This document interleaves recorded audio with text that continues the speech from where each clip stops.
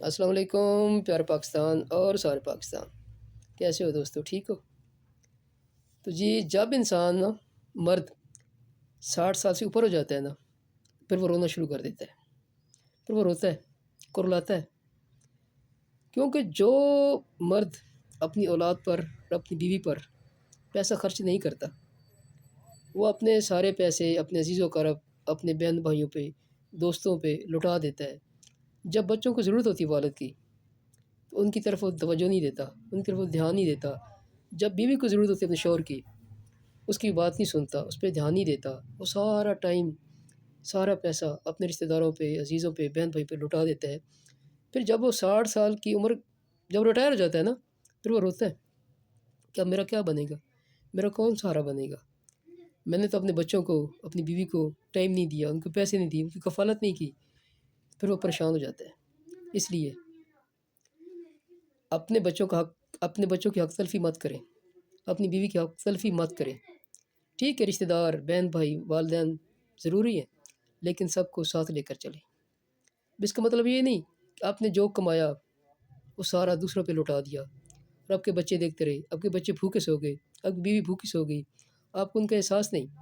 لیکن جب آپ بوڑھے ہوں، پھر آپ یہ سوچیں کہ میری اولاد میرا ساتھ دے گی، میری بیوی میرا ساتھ دے گی، پھر اس طرح اولاد متنفر ہو جاتی ہے، اس طرح پھر اولاد نافرمان ہو جاتی ہے۔ اگر والدین، اگر باپ ہی اپنی اولاد کی کفالت اچھے طریقے سے نہیں کرے گا، تو پھر کیا وہ اولاد فرمانبردار ہوگی؟ کبھی بھی نہیں، کبھی بھی نہیں وہ اولاد فرمانبردار ہوگی، نہ وہ بیوی ہوگی۔ لیکن پھر بھی بیوی اور وہ بچے اپنے والد کے لیے دعا کرتے ہیں، اس کی صحت کے لیے دعا کرتے ہیں، چھپ چھپ کر اس کے لیے روتے ہیں، دعا کرتے کہ اللہ میں اس کو ہدایت دے۔ لیکن اس انسان کو سمجھ نہیں آتی۔ جب وہ بوڑھا ہوتا ہے، پھر اسے احساس ہوتا ہے کہ میں نے تو اپنی ساری جوانی، سارا پیسہ، سب کچھ اپنے دوستوں پہ، بہن بھائیوں پہ لٹا دیا، برباد کر دیا، اپنے بچوں کے لیے کچھ بھی بچا کے نہ رکھا، تو اب میری کفالت کون کرے گا، مجھے کون دیکھے گا؟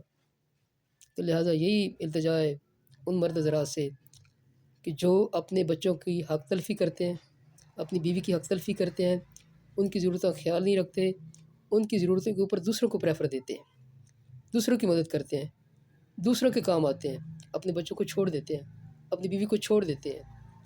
وہی لوگ بڑھاپے میں جا کے پریشان ہو جاتے ہیں، اکیلے ہو جاتے ہیں، ان کو پھر پوچھنے والا کوئی نہیں ہوتا، پھر وہ روتے ہیں، ان کے آنسو دیکھنے والا کوئی نہیں ہوتا، ان کے آنسو پوچھنے والا کوئی نہیں ہوتا، کیونکہ اس نے اپنے بچوں کے آنسو نہیں پوچھے، اس نے اپنی بیوی کے آنسو نہیں پوچھے۔ اگر وہ ان کا خیال کرتا، ان کا احساس کرتا، تو وہ بچے، وہ بیوی اس کا ساتھ دیتے۔ تو لہٰذا میرے بھائیوں، آپ جو بھی کماؤ، جو بھی لے کے آؤ، پہلا حق آپ کی بیوی کا، دوسرا حق آپ کے بچوں کا، تیسرا حق پھر آپ کے والدین کا، آپ کے بہن بھائیوں کا۔ سب کے ساتھ برابر سے چلو نا، یہ نہیں کہ صرف آپ کے والدین تو بزرگ ہو جاتے ہیں، بوڑھے جاتے ہیں، وہ تو مر جاتے ہیں، لیکن بہن بھائیوں پہ لٹاؤ گے، بہن بھائی آپ کے کام نہیں آئیں گے، وہ چھوڑ دیں گے آپ کو۔ جب آپ کو مشکل ٹائم آئے گا، وہ بہن بھائی بھی چھوڑ دیں گے، رشتہ دار بھی چھوڑ دیں گے، دوست احباب بھی چھوڑ دیں گے۔ اگر کام آئیں گے تو صرف آپ کے بچے، آپ کی بیوی۔ لہٰذا بیوی کا خیال کیا کریں، بیوی کا ساتھ دیا کریں۔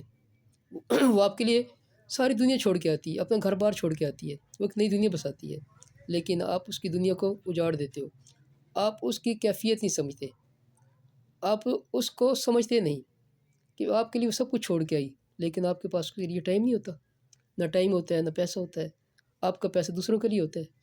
لہٰذا چھوڑ دیں، اپنے بچوں کا خیال کریں، اپنی بیوی کا خیال کریں، بچوں کی حق تلفی مت کریں، نہیں تو بڑھاپے میں آپ اکیلے رہ جائیں گے، آپ کے آنسو صاف کرنے والا بھی کوئی بھی نہیں ہوگا، آپ کو رونے والا بھی کوئی نہیں ہوگا۔ سب سے پہلے بیوی، بچے، اس کے بعد والدین، بہن بھائی، پھر رشتہ دار۔ پاکستان ہمیشہ زندہ باد۔